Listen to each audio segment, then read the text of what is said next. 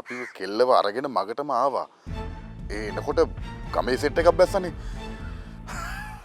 උඹලට පන්න ගැහුවනම් කියන්නේ පවුදේ. නෑ බොස් අපි තුන්ට ගැහුවා. අයිසි මොකක්ද උනේ කියනවා? දැන් බලාගෙන යනවා තම්සල ඔක්කොම එකයි. මම ගෑන්ඩර් ට්‍රේන් කරලා ගත්තා නම් මීට වඩා වැඩක් කරගන්න තිබ්බා මට. මොකක්ද උනේ කියනවා? දැන් කෙල්ල කොහෙද ඉන්නේ? කෙල්ලව දාලා එන්න සිද්ධ වුණා. තමුසලා ගැන නම් කතා කරලා වැඩක් නෑ ඉසි. කෙල්ලට වඩා තව ප්‍රශ්නයක් වුණා බොස්. ඒ මොකද්ද? වෑන් එක ඇතුලේ හිටපු සර්පෙක් අපේ කෙට්ට ගැහුවා. සර්පේ? මේ බොරු කියන්න එපා ඉසි. සර්පේ. සුවර් එකට අර කොල්ලෝ ටික තමුසලට කො තනි බාන්නේ නැති. බොස්ට මාව විශ්වාස නැද්ද කියන්නකෝ. මේ තමුසේව මේ කෝල් එක ගන්නකම් මම විශ්වාස කළා. දැන් නම් මට තමුසේව 7-5කට විශ්වාස නැහැ. කියනවා මොකක්ද ඇත්තට උනේ? කියනවා බලන්න. ඇත්තටම ඒක තමයි සිද්ධ වුණේ බොස්. නෑ ගහපු අපේ බෝලයක් නැති වුණා. දැන් අපි තාම ඉන්නේ හොස්පිටල් එක ගාව. එතකොට අර කෙල්ල නෑ ඈ? කෙල්ල නෙවෙයි බොස්. නැති වෙච්ච අපේ එකාට මොකද කරන්නේ? මැරිච් එකව ගෙදරට බාර දීපන්. වෙන මොනව කරන්නද? පිස්සු යක්කු.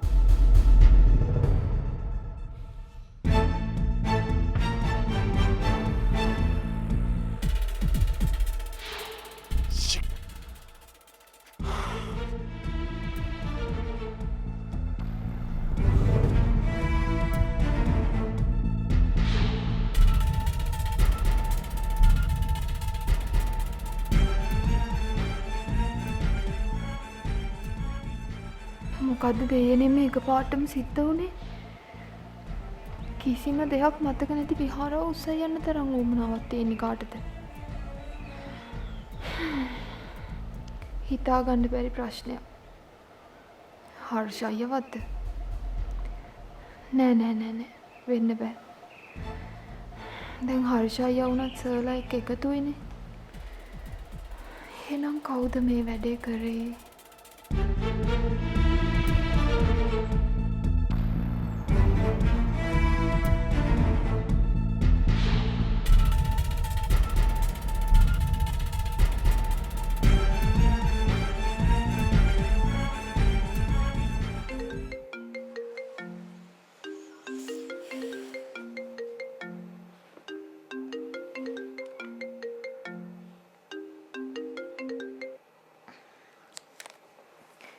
ඔව් මහිම. මේ මැඩම්ට දැන් කොහොමද? දැන් නම් ගොඩක් හොඳයි මහිම. ඒත් ඇයි මැඩම්? සමහර වෙලාවට ටිකක් අමාරු වෙනවා මහිම. මං හිතන්නේ වෙද මහත්තයා කියපු කතාව ඇත්ත. එතකොට මැඩම් නෑ දැන් බෙහෙත් කරනවානේ. ටික ටික හරියයි නේද? බය වෙන්න එපා මැඩම්. මැඩම් ඉක්මනටම හොඳ වෙනවා. මොකද මැඩම් වගේ හොඳ කෙනෙක්ව අසනීප කරලා තියන්න දෙවියෝ කැමති නැහැ. thank you මහිම. මැඩම් නෙමෙයි මමයි තෑන්ක්ස් කියන්න ඕනේ. මොකද මැඩම්ට ඔය දේ උනේ මන් නිසා. ඒත් තාම මැඩම් මං එක කතා කරනවානේ. ඒ ගැන දැන් හිතන්න එපා මහිම. මේ මැඩම් ඔව් මහිම.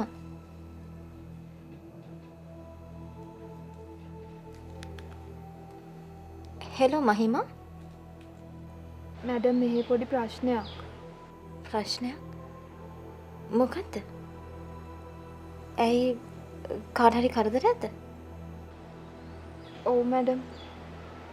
ඊයේ රෑ කවුද කට්ටියක් විහාරව කිඩ්නැප් කරන්න හදලා. මොකද්ද මහිම?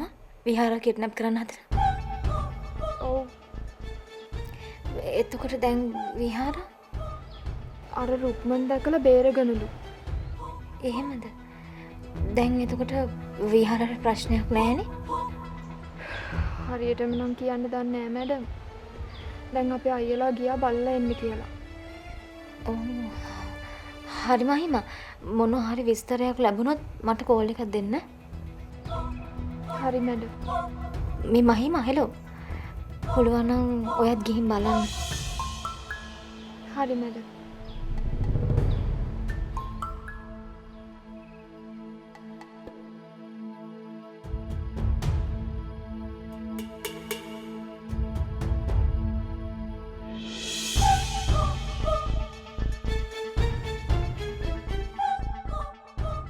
කුරුල්ලව කිඩ්නැප් කරන්න හදලා. ඒ කවුද? ඒක වෙන්න විදියක් නැහැනේ. නෑ. ඒක කොහෙත්ම වෙන්න විදියක් නැහැ.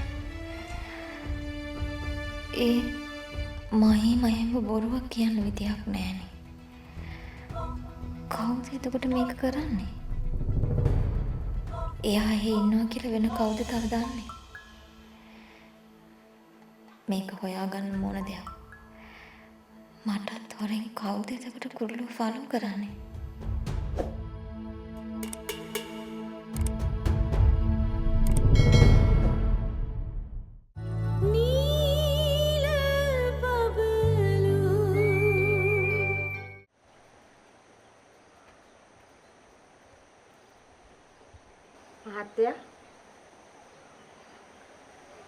මහත්තයා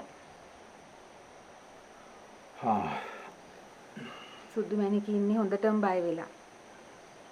හැංගත් හොඳටම රස්නේ. මට බයක් දැනෙනවා උණ වැඩි වෙයිද කියලා. අපි තව ටිකක් බලමු මැණිකේ. දවල් වෙනකොට ඔය රස්නේ ගතිය හරියයි. සුදු මැණිකේ ඉන්නව ඇත්තේ තාම හිතේ දෙගිඩියා. කාට වුණත් ඔය වගේ හීනකින්වත් නොහිතපු දෙයක් වෙනකොට උණ ගන්නවා මැණිකේ. දවසක් සන්තෝෂයෙන් හිටියොත් අනිත් දවසේ මොකක් හරි ප්‍රශ්නයක්. ඒව එහෙම තමයි මැණිකේ. කාටත් ප්‍රශ්න තියෙනවා. වෙනසකට තියෙන්නේ අපිට ටිකක් ප්‍රශ්න වැඩිපුර දීලා තියෙනවා. එච්චරයි. ඒත් කවුද මහත්තයා මේ දේ කරන්නේ නැත්තේ? සුදු මැණිකේ ගැන කවුරු හරි දන්නවා. නැත්නම් වනේ වන හතුරකටවත් කරදරයක් නැති සුදු මැණිකේ වැරයි යන්න අර විදිහේ කට්ටියක් එන්නේ නැහනේ. ඒ කවුද? ඒ මහත්තයා අපිවත් සුදු මැණිකේ ගැන හරියට නොදන්නකොට අපි නොදන්නවා වුණාට සුදු මැණිකේ ගැන සුදු මැණිකේ කවුද? මොනවා වෙලාද මෙහෙම වෙලා තියෙන්නේ කියලා දන්න කවුරු හරි කෙනෙක් ඉන්නව මැණිකේ? එහෙම කෙනෙක් ඉන්නෝ නෑ සුදු මැණිකේ හොරෙන් අරගෙන යන්නේ. ගෙදෙට්ටයි අපිත් එක්ක කතා කරන්න පුළුවන්. කියලා අරන් යන්න බැරි හේතුවක් ඇති. නැත්නම් කවුරු හරි මැරියෝ ටිකක් දාලා සුදු මැණිකේව අරන් එන්න කියලා කියන්න ඇති. මහතුන් ඒ වෙලාවේ දෙවියෙක් වගේ එතෙන්ට ආවේ නැත්තම් සුදු මැණිකේ මේ වෙනකොට නාඩ ඉන්න මැණිකේ අපිට එහෙම කරදරයක් උනේ නෑනේ. අපේ ගෙවල් වල තියා ගම් වලවත් සිද්ධ වෙච්ච දේවල්ද මහත්තයා දැන් මේ සිද්ධ වෙන්නේ? දැන් ඕවා ගැන හිතලා වැඩක් නෑ මැණිකේ. අපි සුදු මැණිකේ අපේ ළඟට ගත්තේ ඕන ප්‍රශ්නයකට මුහුණ දෙන්න බලාගෙන. දැන් අපිට ප්‍රශ්න වලට මුහුණ දෙන්න කාලය වෙයි. තව ඉස්සරහට ඔయిత වැඩි ප්‍රශ්න වලට මුහුණ දෙන්න හුරු වෙන්න වෙයි. මොන ප්‍රශ්න ආවත් කමන්නේ මහත්තයා. අන්තිමට සුදු මැණිකේ අපි ළඟ නතර වෙනවා නා. මොන දේ කිව්වත් මොන දේ කෙරුවත් සුදු මැණිකේ ගැන අපට වඩා අයිතිය තියෙන පිරිසක් මේ ලෝකේ කොහේ හරි ඉන්නවා. ඒකයි ඇත්ත. ඒක ඇත්ත. ඒත් මහත්තයා. ඒ ඇත්තට වඩා තරු කැක්කුම මගේ හිතට වද දෙනවා. මගේ කුසින් හදාපු දරුවෙක් නොවුනට දැන් සුදු මැණිකේ මගේ ආත්මෙත් එක්ක බැඳිලා ඉවරයි.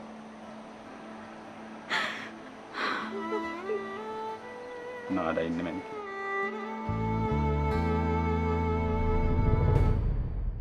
ඔක්කොම එකයිනේ. කියන්නම් කොහොමද? සමල්ලාරයි අරාරයි මේ ආරයි ඕනම හේකින් පීනන්න පුළුවන් කියලා. අන්තිමේ මුන්ව විශ්වාස කරලා පීනන්න මූතර දැම්මහම මුන්ට ජබුන් ගහ ගන්නවත් බෑ.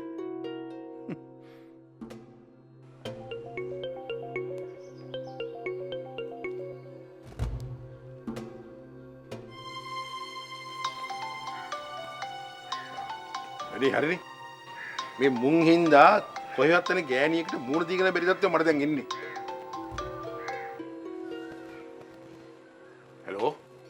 Hello Alex. මිස් කියන්න. තමුසේ කොහෙද ඉන්නේ? මිස් දන්නවනේ මං ඉන්න තැන. මිස් මොකයි ප්‍රශ්නයක්ද? ප්‍රශ්නයක්ද? ප්‍රශ්නයක් තමයි අයිසේ ප්‍රශ්නයක්. මොකද්ද මිස්? මොකද්ද කියලා මගෙන් අහන්න ඕනේ නෑනේ.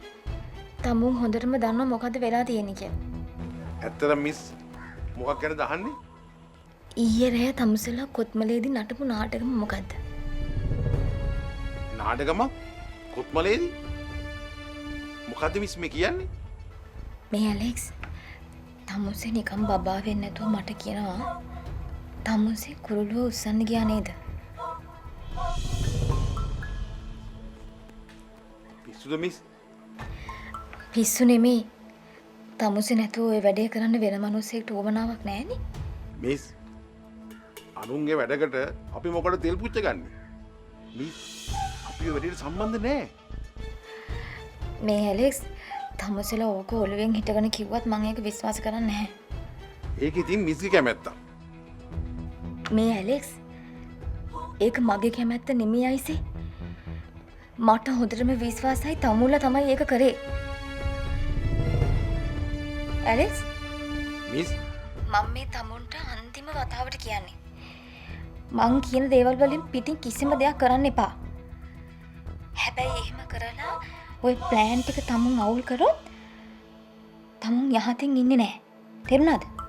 මේ මිස් ඔව් කියනවා. ඇත්තට මේ කලේ නෑ මිස්.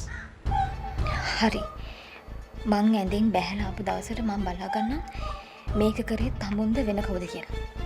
ඇයි? මිස්ටර් මොකද වෙලා තියෙන්නේ? මං ඒක ආවහම කියන්න.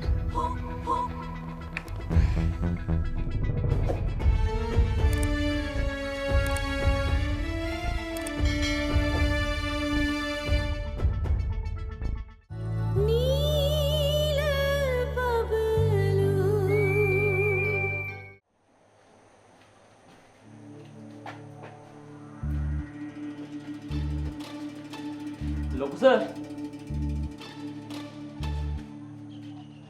ලොකු සර්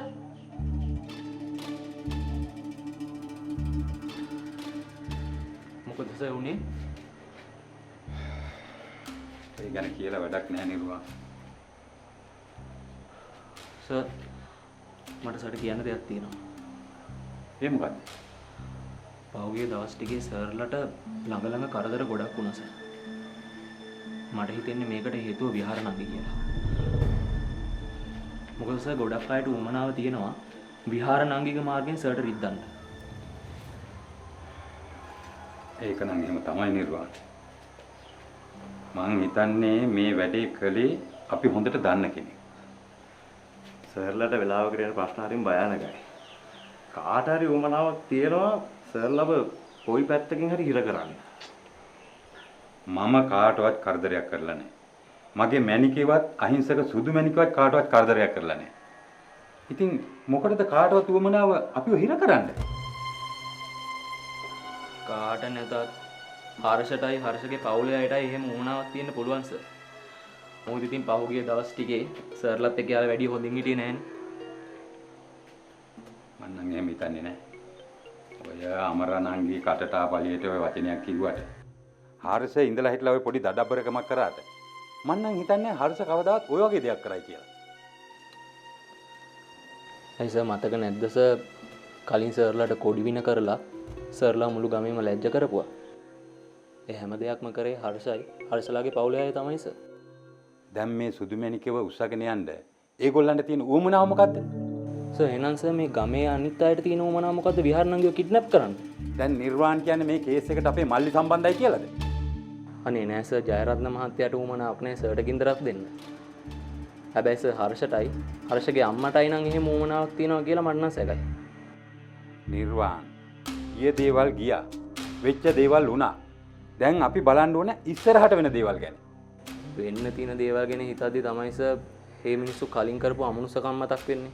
ඒවා කොහොමද සර් අමතක කරන්නේ? නිර්වාණ නිකන් අහක යන මිනිස්සුන්ට බොරු චෝදනා කරන්න එපා. අපි හරි ඇත්ත හොයාගෙන කතා කරමු. අනික සුදුමැණිකේ බේරගත්තේ හර්ෂගේ යාළුවා රුක්මනුයි මහතුනුයි.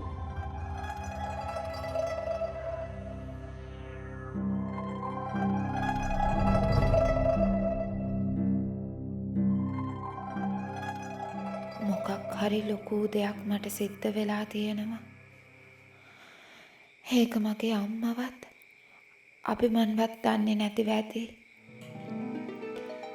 සමහරක් විට එයාලා දැනටමත් මම මැරිලා කියලා හිතාගෙන ඉන්නවත් දන්නේ.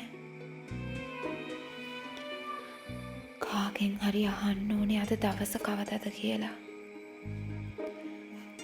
එතකොට මට දැනගන්න පුළුවන් මං දවස් කීයක් මෙහෙ හිටියද කියලා.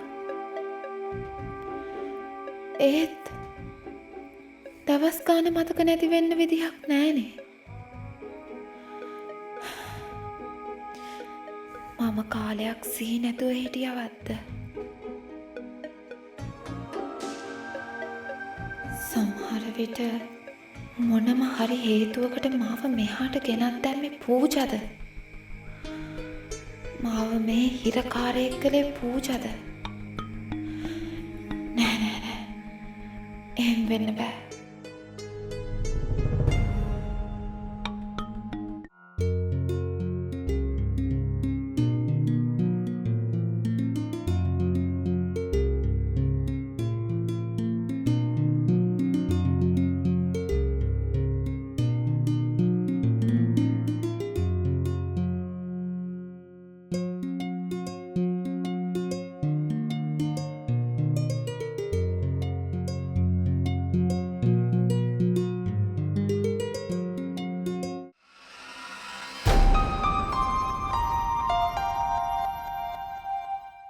ඔය නයා වෙන කවුරුවත් නෙවෙයි.